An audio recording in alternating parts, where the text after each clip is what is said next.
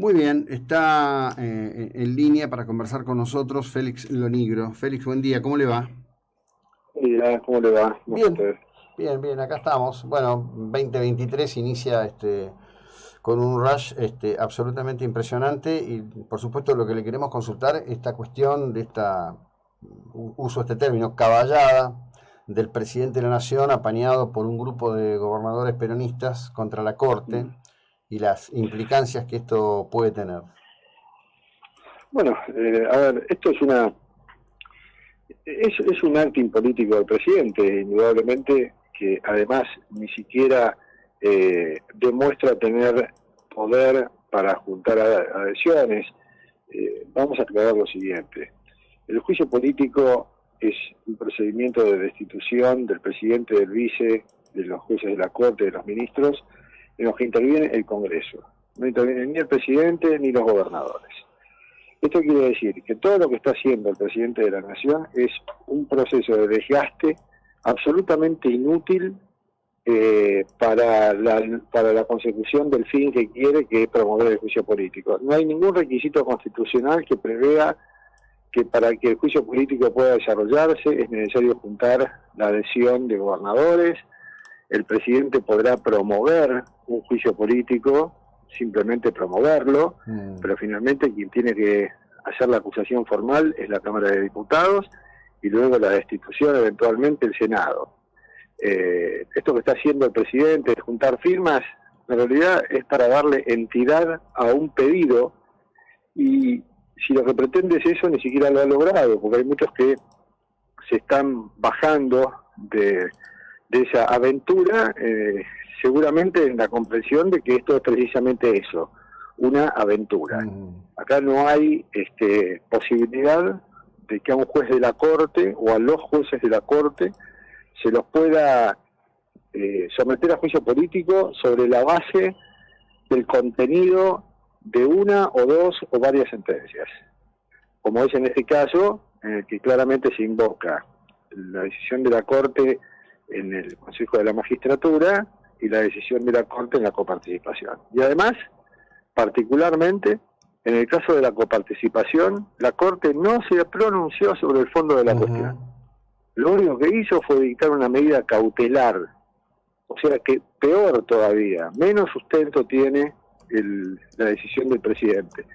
Pero bueno, en realidad el presidente de la Nación, que dice ser un hombre de derecho, que es profesor de la facultad, interino, pero profesor al fin, de la Facultad de Derecho de la UBA, debería saber esto, y sin embargo ha prescindido ya totalmente de su mente jurídica y se ha dedicado a darle rienda suelta a los desvaríos.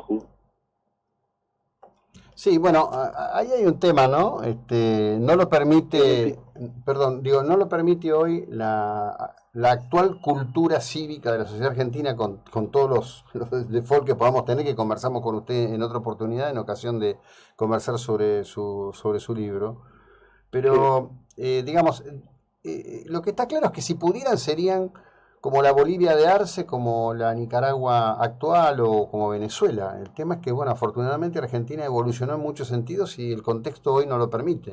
Pero los actos son iguales, ¿no? Son actos de gobiernos autocráticos. Sí, los intentos son los mismos. Esta percepción de que la Corte, al ejercer su función, se entromete en los actos del Poder Ejecutivo y del Poder Legislativo es una concepción propia de un sistema que no reconoce en la República un pilar. La República está caracterizada por la independencia de la justicia, y la Constitución, cuando reparte las potestades entre los tres órganos de gobierno, al Poder Judicial la potestad que le asigna es precisamente la de administrar justicia y de controlar que las normas dictadas por los otros órganos políticos no se salgan del cauce de la Constitución y del orden jurídico.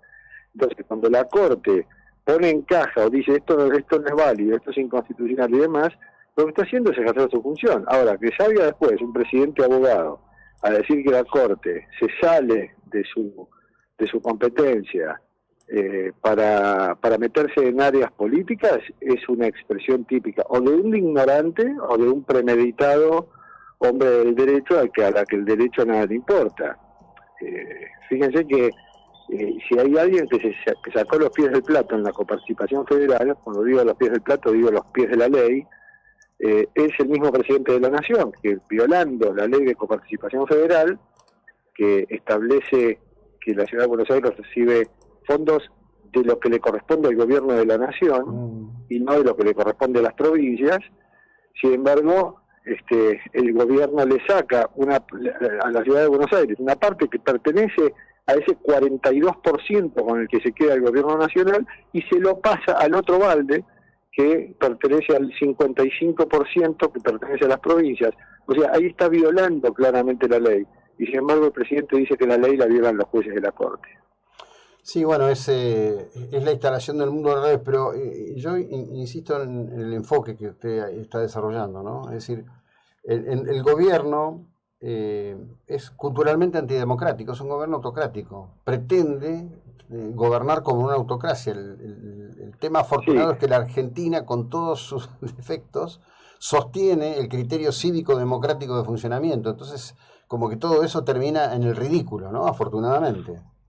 Sí, yo diría que el gobierno es autocrático. Nosotros en la facultad enseñamos lo siguiente. Nosotros decimos, existen democracias y autocracias. Y después existen repúblicas y autocracias. Es decir, la autocracia es lo contrario a la democracia, pero también es lo contrario a la república.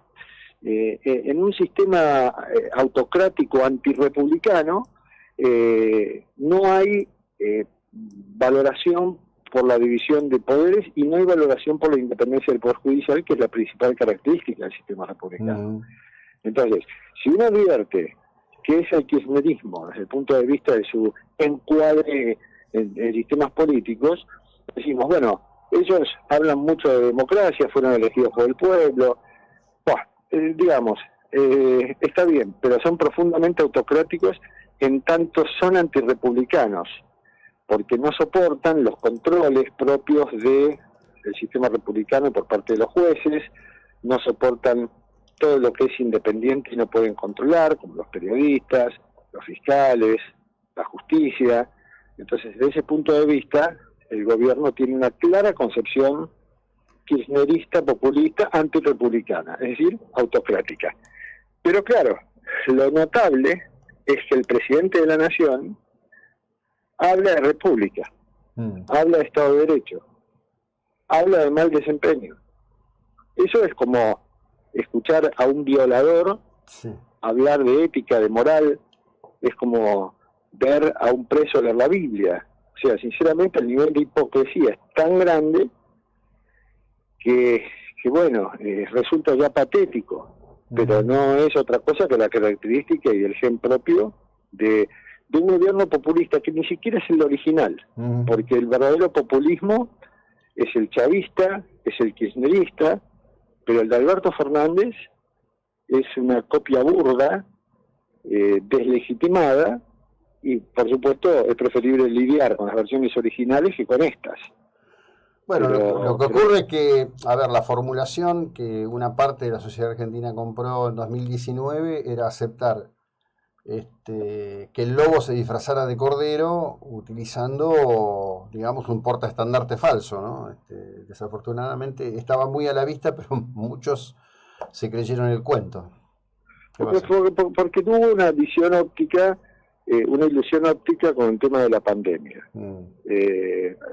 En el marco de la pandemia, Cristina Fernández se corrió, le dio absoluto protagonismo al presidente. El presidente al principio hizo pensar que las cosas se estaban manejando bien y su poder político creció, pero después, ahogado en su propia incompetencia, y cuando ya la pandemia empezó a ceder, y aún antes de ello, dentro de la misma pandemia, el presidente adquirió sesgos de incompetencia, de debilidad, yo creo que un fenómeno psicológico de identificación total y absoluta y hasta de temor reverencial con la presidenta, con la vicepresidenta, y bueno, y ahora asistimos a la realidad, a lo que es. Aquello fue una ilusión óptica. Sin duda. Ahora es lo que es. Está claro que el Dominus se llama Cristina. Claramente, claramente. Es la que tiene el poder, es la que lo ejerce, pero como ella está preocupada ahora en sus propios temas, nada le importa menos que el tema de la coparticipación. Obviamente. Ella lo que le importa es su lucha con el Poder Judicial, su lucha con sus propias cuestiones, y entonces por eso muy golpeada por la sentencia del Tribunal Oral, muy golpeada, ahora está como recluida, como como un animal herido, que en cualquier momento, todavía falta un año, en cualquier momento, durante todo este año puede pasar cualquier cosa acá realmente. Sí, estamos en un año de alta intensidad y de alto riesgo. Félix, bueno, y aún en este contexto, que sea un buen 2023 para usted. Muchas gracias por el tiempo y la ilustración que nos comparte. Buena jornada. Bueno, igualmente, muchas gracias. Hasta luego, Félix Lonigro, abogado constitucionalista.